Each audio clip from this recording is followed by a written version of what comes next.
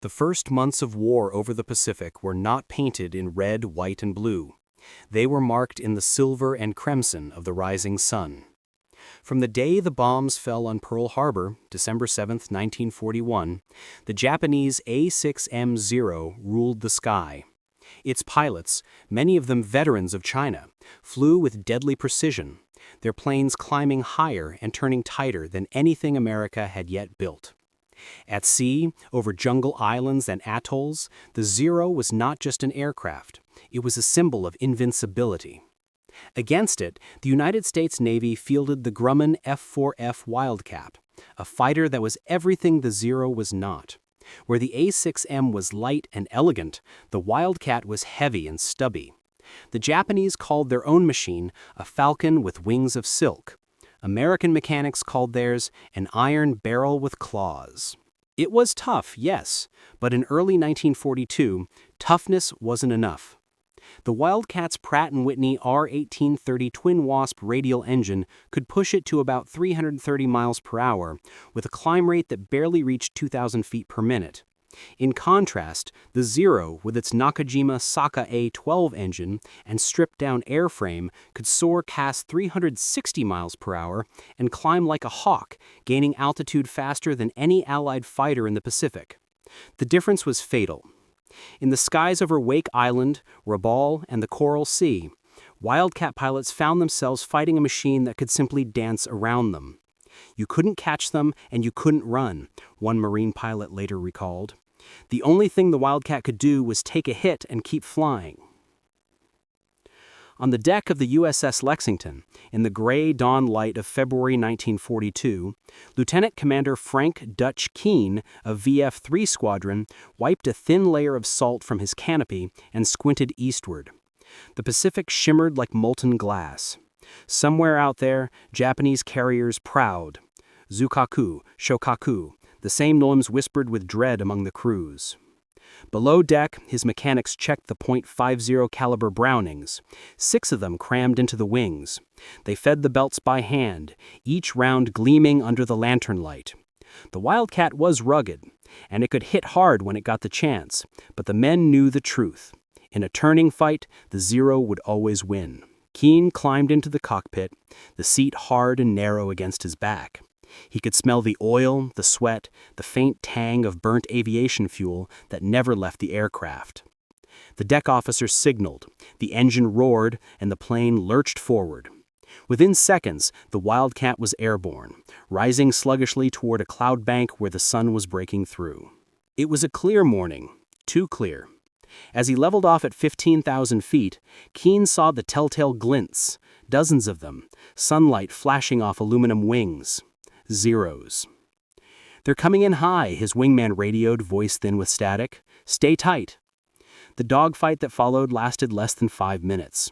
The Zeros dived with impossible grace, their engines screaming, their guns spitting tracers that laced the air like glowing ropes. Keene broke left, then right, but the Wildcat felt sluggish in his hands, like dragging a steel anchor through the sky. He rolled inverted and pulled down, the G-forces crushing his chest. Bullets ripped through his tailplane, sparks dancing past the canopy.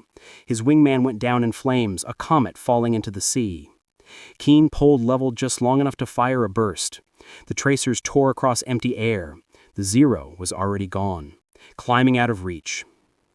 When he landed, hours later, the deck of the Lexington was littered with wreckage. Only half the squadron returned. Mechanics patched bullet holes in the wings, painted over scorch marks, and replaced shattered canopies. No one spoke much. They all knew the numbers. In the first 3 months of the Pacific War, American naval aviation had lost hundreds of planes to the Zero. The Wildcat was too slow to chase, too heavy to climb, and too stubborn to die. Yet there was something the engineers at Grumman had built into the Wildcat that no one could quite quantify: resilience. It had armor the Zero didn't. It had self-sealing fuel tanks that refused to ignite when hit. And above all, it had pilots who refused to surrender the sky. As 1942 dragged on, that stubbornness became doctrine. On May 8, 1942, during the Battle of the Coral Sea, Wildcat squadrons fought escort for torpedo bombers attacking the Japanese carriers Zukaku and Shokaku. Again the Zeros came, fast, agile, untouchable. But this time, the Americans fought differently. They stayed in pairs, covering each other's tails. When one turned left, the other turned right, weaving crisscross patterns of overlapping fire. It was called the Tatch Weave, after his creator, Lieutenant Commander John S. Tatch of VF-3. It turned defense into offense, forcing the Zero pilots into head-on gun ranges where the Wildcat 6.50 cows could finally speak. The weave saved lives, Keene later wrote in his log. It didn't make us faster, it just gave us a fighting chance. Still, even as tactics evolved, the imbalance remained. The Zero could climb away at will, dictating every engagement. Every Wildcat pilot knew the helpless feeling of watching a Zero spiral upward, out of reach. In ready rooms across the Pacific, mechanics and pilots argued late into the night. The Wildcat's R-1830 Twin Wasp engine was a reliable beast, but its supercharger was single-stage, limited to 42 inches of manifold pressure, safe for endurance, not for survival. "We don't need safe, we need a miracle," Torres, the senior chief mechanic aboard the USS Yorktown, once muttered over a cup of black coffee. For the moment, miracles weren't in short supply. But the war had a way of forcing men to invent their own miracles. As the Lexington steamed west toward a date with history at Midway, Keene looked over the ocean and thought about what he'd seen. The impossible climbs, the losses, the brief flashes of triumph. The Wildcat was tough, yes, but toughness alone couldn't win the Pacific. Somewhere between the courage of the pilots and the iron of the engines, something new would have to emerge, something that could finally make the Wildcat roar back at the Zero. And soon, someone would find a way to give it that voice. By the spring of 1942, the Pacific had become a vast, burning classroom. Every sortie was a lesson written in smoke, and most of those lessons ended with a Wildcat spiraling down toward the sea. Pilots returned from combat pale and silent, their eyes red from oil fumes and exhaustion. In ready rooms aboard USS Yorktown, USS Lexington, and USS Saratoga, they spread maps across the tables, arguing over tactics they barely had time to test. "Don't turn with them," someone would say. "Dive away, hit once, and climb if you can." But they all knew the truth. Climbing wasn't what Wildcats did best. Lieutenant Commander Frank "Dutch" Keene felt that truth in his bones every time he fought a Zero. In March, his squadron, VF-3, was transferred to the USS Yorktown, covering raids along New Guinea and the Solomons. The air above Ley and Samoa was an endless swirl of dogfights, sunlight, and tracers. Zeros could leap ahead like white ghosts, climbing effortlessly through 20,000 feet. Wildcats wheezed after them, their engines groaning as if the sky itself were made of lead. After one mission, Keene limped back to the carrier with 2 cylinders gone and the wings peppered with holes. When the deck crews hauled his plane forward to the maintenance bay, Chief Petty Officer Sam Torres, the Yorktown's senior mechanic, was already waiting with his sleeves rolled up. The man was short, broad-shouldered, and permanently coated in oil. He had been fixing engines long before the war, first in Texas crop dusters, then in Navy squadrons. If anyone could coax miracles out of machinery, it was Torres. "She's coughing again," Keene said, climbing down from the cockpit. "No surprise there," Torres muttered, tapping the engine cowling. "You're squeezing her dry. The R-1830 wasn't built for this kind of altitude fighting." "Neither were we," Keene replied. He looked across the hangar deck where other Wildcats sat with their panels off, engines gutted, wings riddled with holes. "You think there's anything left to give?" Torres glanced at him, then lowered his voice. "Maybe, but you won't like it." That night, while the Yorktown plowed through a calm sea under starlight, Torres stayed behind in the hangar. The big Pratt & Whitney R-1830-86 engine sat before him, its twin rows of cylinders gleaming under the work lamps. Officially, it was rated for 1,200 horsepower at 42 inches of manifold pressure. Anything beyond that, and the engine risked overheating or throwing a piston clean through the cowling. But Torres knew that the same engine, on the test benches back at East Hartford, could handle bursts of 48, even 50 inches, for a few minutes. The trick was keeping it alive long enough to matter. He studied the manifold regulator, a small mechanical valve that controlled how much air the supercharger fed into the cylinders. If he could bypass that, even temporarily, the engine would overboost, flood the cylinders with more air, more fuel, and more fire. It would be dangerous, maybe even suicidal, but it might also give a Wildcat the speed to climb out of a Zero's reach for just long enough to live. Torres picked up a spanner and whispered, "All right, sweetheart, let's see what you can really do." Over the next 2 nights, he worked in silence, crafting a small toggle wired directly into the supercharger regulator, a manual override hidden under the throttle quadrant. He labeled it with a single word, scratched in with a screwdriver: Overboost. It wasn't part of the Navy manual. It wasn't approved by Grumman or the Bureau of Aeronautics. It was just one mechanic's act of defiance against the laws of engineering. On the morning of April 18th, Keene found Torres leaning against his Wildcat, a grin under his oil-streaked face. "I made you something," the chief said, gesturing to the cockpit. "Flip that red switch if you're about to meet St. Peter." Keene frowned. "What's it do?" "Gives you about 5 more inches of manifold pressure, maybe 150 more horses. You'll climb like a homesick angel for about 2 minutes. After that, the engine will start screaming. 3 minutes, and it's going to eat itself. And if I don't flip it off, then you'll make a hell of a firework." Keene hesitated. Does the captain know about this? Torres's grin widened. Not yet. That afternoon, with the Yorktown's flight deck baking under the sun, Keene decided to test it. He took off into a blue so bright it hurt his eyes, leveled at 8,000 feet, and climbed toward 15,000. The air thinned. The needle crept. The engine began to labor. He reached for the red toggle. When he flipped it, the change was instant. The Wildcat kicked forward as if struck by lightning. The roar deepened into a growl. The climb rate surged past anything Keene had ever seen. 3,500 feet per minute, maybe more. The altimeter spun. For 30 seconds, he was a hawk, not a hammer. Then came the smoke. Thin, gray, curling from the exhaust stacks. Keene shut it off and leveled out, hard hammering. He'd hit 21,000 feet in under 4 minutes, something no F4F pilot had ever done. Back on deck, Torres met him with a knowing look. "So?" Keene climbed out, grinning. "You're insane." "Yeah," Torres said, wiping his hands. "But am I right?" They both looked at the engine still ticking as it cooled. For a moment, Keene felt something he hadn't felt since before Pearl Harbor. Hope.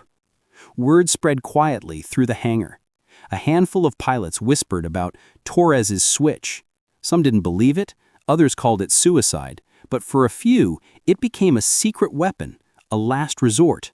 In the weeks that followed, as the Yorktown sailed toward the next great battle, Midway, the idea took root. The Wildcat still couldn't match the Zero for grace or agility, but now, when the sky turned against them, a few pilots knew they had one final card to play, a small forbidden switch that could for a moment turn the hunted into the hunter. The Pacific was still vast. The enemy was still strong.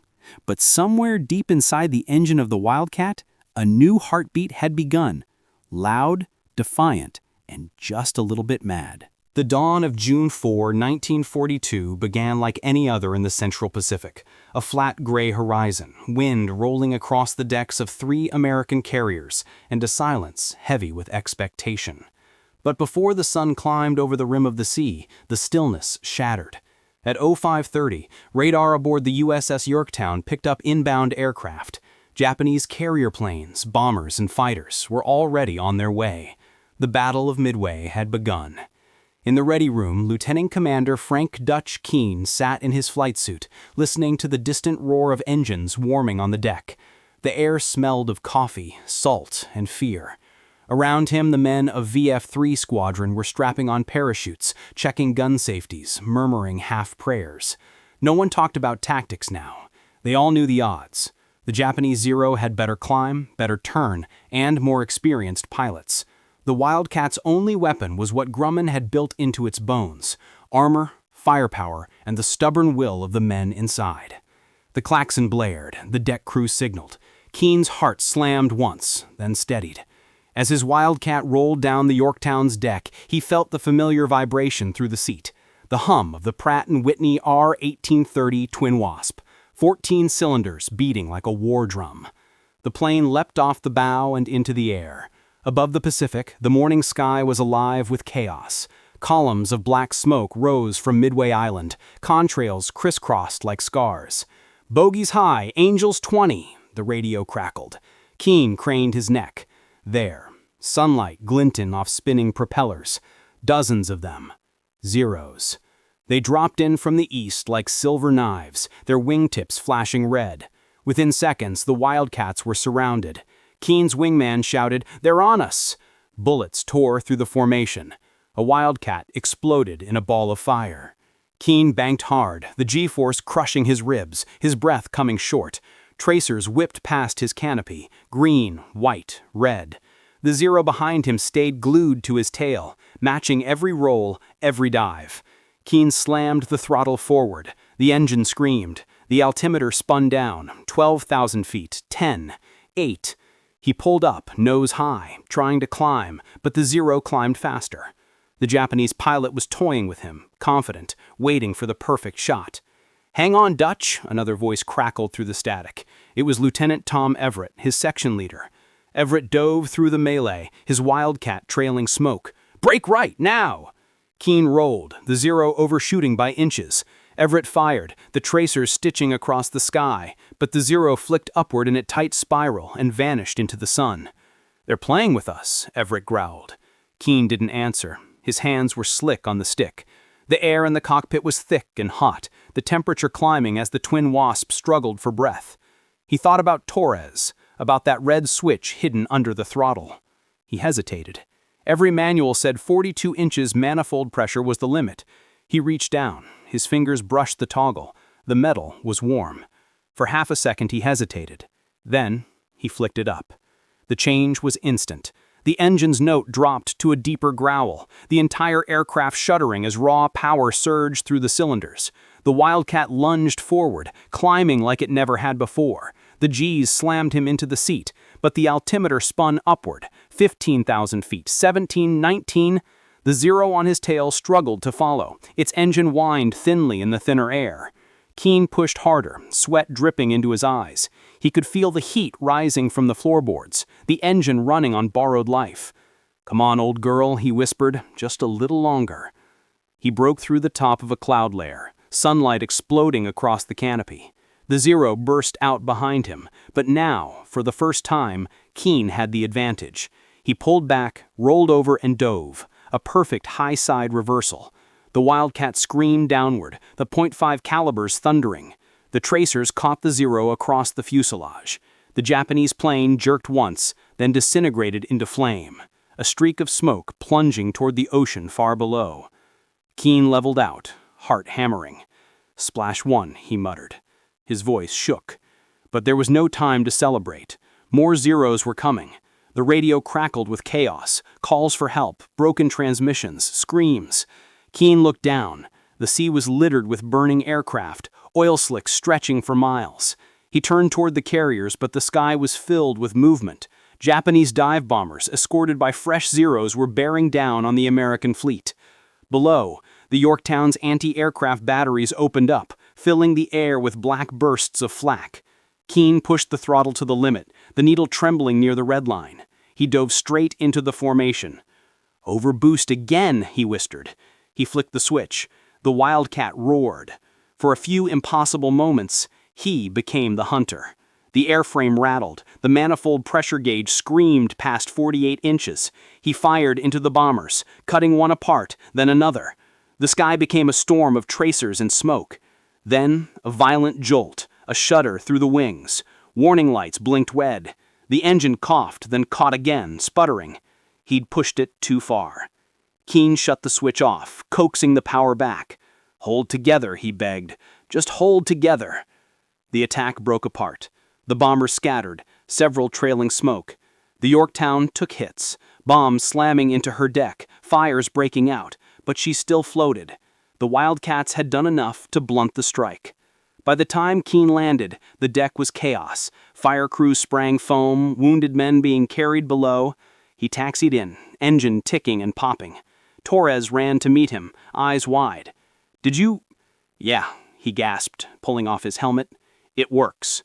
Torres looked at the smoking exhausts. "How long did you run it?" "Long enough to kill a Zero." The mechanic laughed once, shakily. "You're gonna make me court-martialed." Keene grinned, teeth white against the soot on his face. "Then make it worth it. Install one in every bird we've got." That night, as the fires on the Yorktown were finally extinguished, Keene stood alone on the flight deck. The air smelled of burned oil and salt. Far on the horizon, the glow of explosions marked where Japanese carriers were dying, hit by American dive bombers launched hours earlier. The tide of the Pacific was turning. The Wildcat hadn't become faster than the Zero. It hadn't become prettier or lighter. But somewhere over Midway, for a few desperate minutes, one battered American fighter had climbed higher than anyone thought possible, powered by nothing more than a mechanic's courage and a pilot's will to live. And in that moment, the sky no longer belonged entirely to the rising sun. The victory at Midway changed everything on maps, in morale, and in myth. But for the men who had fought it, the aftertaste was more complex, equal parts triumph and fatigue, laced with the smell of scorched engines. When the surviving Wildcats limped back to Pearl Harbor, their fuselages pocked with bullet holes and their engines coated in salt and soot, mechanics crawled over them like surgeons. Many were amazed they had even made it home. Chief Samuel Torres wasn't surprised.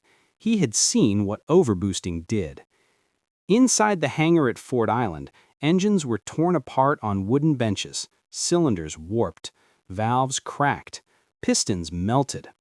Each one told the same story, a few minutes of impossible power followed by mechanical ruin. "It's like giving a heart attack to an old man," one mechanic said. Torres just nodded. He knew. But he also knew that sometimes those few minutes had saved entire squadrons. Reports trickled up the chain of command. Pilots mentioned emergency manifold overrides in their logs. Officers raised eyebrows. The Bureau of Aeronautics issued a quiet memo warning against unauthorized engine modifications. Still, the rumor spread through the fleet, a whisper of defiance wrapped in steel. Somewhere between official orders and the desperation of survival, the Overboost switch had become part legend, part taboo. On USS Enterprise, a new wave of pilots took up the fight during the Guadalcanal campaign. The conditions were brutal. Endless humidity, fuel shortages, and daily skirmishes with the Japanese. The Wildcats were still the Navy's frontline fighters, facing the Zero over jungles and sea. By now, some pilots had heard about Torres's miracle. A few had even seen diagrams, crude sketches passed between maintenance crews. In the cramped repair bays of Henderson Field, where planes were patched with tin and prayer, Torres's idea quietly took root again. Keene's name was whispered like a ghost. He had become a symbol not of perfection, but of defiance. His logbook from Midway circulated among the squadrons. Scrawled in grease pencil on the last page were his words: "If you need heaven's help, make it yourself." In August, as the battle for Guadalcanal reached its peak, a young Marine pilot named Lieutenant Jack Hollis flew an F4F equipped with a similar Overboost mod. It wasn't Torres's work. Some mechanic on the ground had copied it, inspired by the story. When Hollis found himself cornered by 3 Zeros above Iron Bottom Sound, he flipped the toggle. The Wildcat surged forward, climbing sharply enough to make his vision blur. He looped behind one of the Japanese fighters and fired. The Zero burst into flame. The others broke off. Hollis landed with the engine howling and oil spraying across his windshield, but alive. The next day, his mechanic found half the pistons cracked. The engine was ruined, but so were the myths about the Wildcat being helpless. Word of Hollis's escape reached Torres weeks later through a pilot ferrying parts to Pearl. He said nothing, but that night he sat on a crate staring at the dark water beyond the harbor lights. "They're still using it," a younger mechanic said quietly. Torres sighed. "Yeah, and they'll burn up half the Pacific doing it." He smiled faintly, though. "But maybe that's what winning looks like. Breaking things faster than the other guy." The Navy never officially adopted his modification, but the lessons it taught didn't die. Engineers at Grumman began experimenting with new engines and emergency boost systems for the next generation of carrier fighters. The F4F Hellcat, already in development, would be built around the Pratt & Whitney R2800 Double Wasp, nearly twice the power of the old Twin Wasp.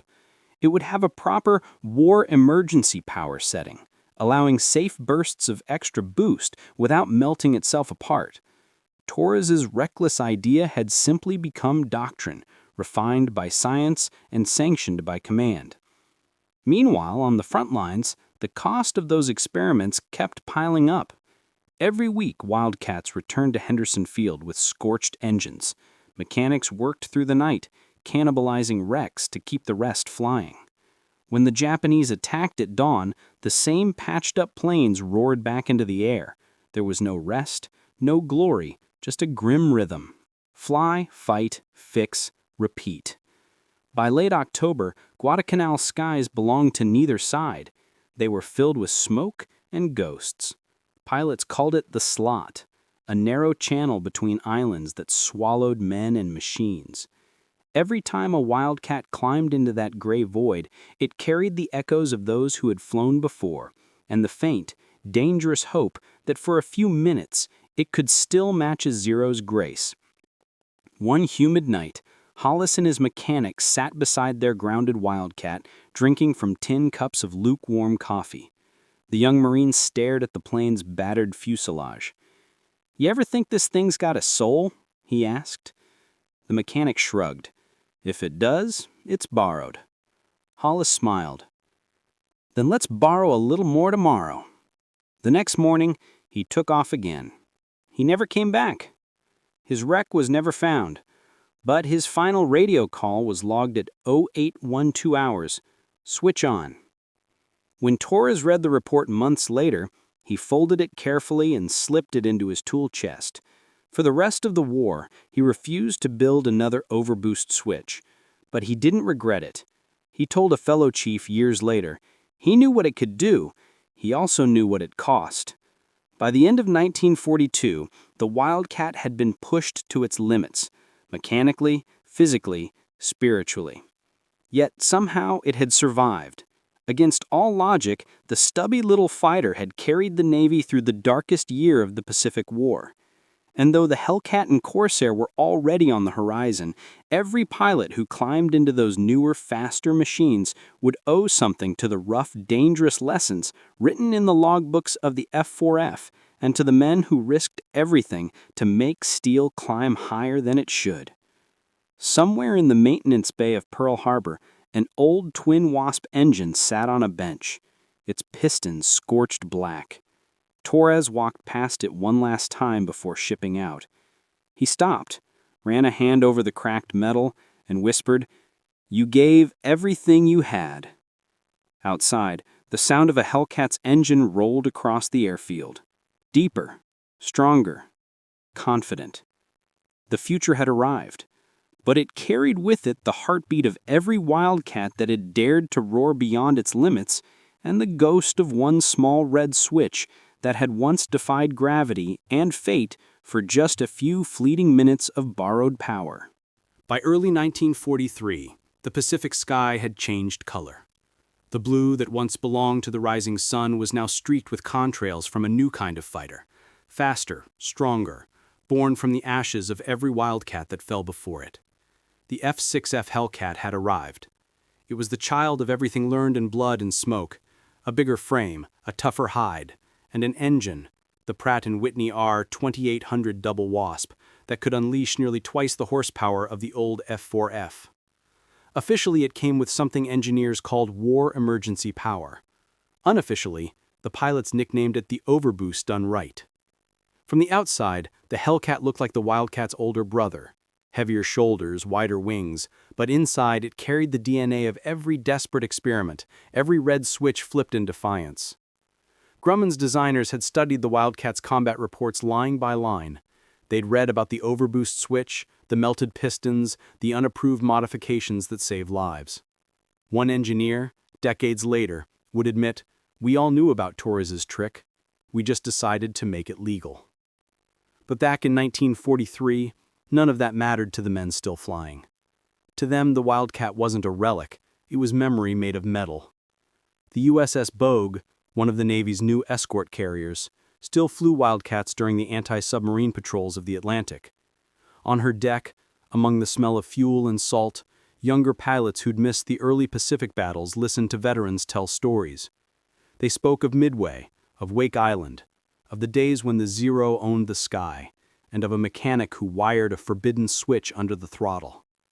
They told it half like a confession, half like a legend. He wasn't an engineer, he was a believer, believed machines could keep up with men if you gave them enough heart. In April 1943, Chief Samuel Torres was reassigned to the mainland, overseeing a stateside maintenance school at NAS Alameda. He walked the hangars, where new recruits learned to strip and rebuild engines. Rows of pristine double wasps gleamed under the fluorescent lights. The war had become an industry now, clean, efficient, endless.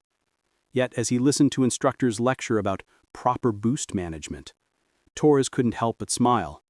The manual spoke of short-duration power bursts permitted under combat conditions. To him, it sounded familiar. That night he stayed late, walking between the rows of engines, listening to the ticking of cooling metal. He thought about Keene, about the red switch, about the first Wildcat that had clawed its way into the thin air above Midway. "We built that," he murmured to the silence. "With our hands, with our fear." Across the ocean the war burned on.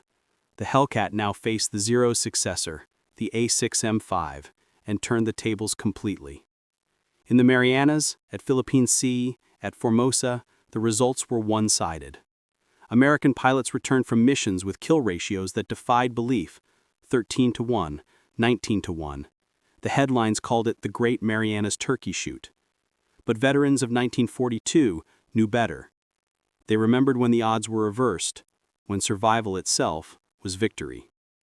In one squadron, a Hellcat pilot painted a tiny red lightning bolt beneath his cockpit canopy, a quiet tribute to the switch his predecessors once flipped in desperation. When asked about it, he only smiled and said, "It's for the ones who climb before us." After the war in 1946, the Smithsonian's National Air Museum received a shipment of decommissioned aircraft from Pearl Harbor storage. Among them was a battered F4F Wildcat, serial number 5245. Its logbook bore the signature, Lieutenant Commander Ferris Keene, VF3. The museum staff intended to scrap it for parts, but a curator noticed something odd during inspection. A small hand-wired toggle hidden under the throttle assembly, its label scratched into the metal. Overboost. They left it in place. Years later, visitors would stop in front of that Wildcat, the stubby blue fighter sitting silent under soft museum light. Children pressed their hands against the glass, staring at the rows of bullet holes patched with rivets. Few noticed the tiny red switch inside the cockpit, but for those who did, it became a symbol of something larger than technology. A plaque below the display reads, "This aircraft represents the courage and innovation of early U.S. Navy aviators in their crews. When outmatched, they did not surrender. They adapted." No mention of Torres, no mention of Keene. Just a single line beneath it, etched in bronze. For a few borrowed seconds of power, they changed the balance of the Pacific. Keene visited the museum once later, long after the war. He stood quietly before the Wildcat, hat in hand, gray now, his uniform replaced by a factory jacket. He didn't need the plaque to remember. He reached out, fingers brushing the cold glass. For a moment he could almost hear the twin wasp again, coughing, roaring, straining against the limits of physics. He could almost see Keene in the cockpit, sunlight flashing off his goggles. "They said it couldn't climb," Keene whispered. "Guess we proved them wrong." Outside, the world had moved on. Jet engines roared on modern runways. The Navy had traded propellers for turbines, decks for catapults. Yet in the stories told in ready rooms and classrooms, the lesson of the Wildcat endured. Every generation of pilots learned it in their own way. That courage is not born from superiority, but from defiance. That sometimes survival depends on breaking a rule, and that even the smallest act of ingenuity, a wire, a switch, a moment of overboost, can tilt the course of history. In the end, the Wildcats' legacy was not speed or grace or beauty. It was persistence. It was the sound of a radial engine straining beyond its limits, of men refusing to accept what the sky said was impossible. And somewhere over the endless Pacific, in the echo of the clouds, that sound still lingers. The growl of a machine that dared to roar louder than it should, and the heartbeat of those who made it fly.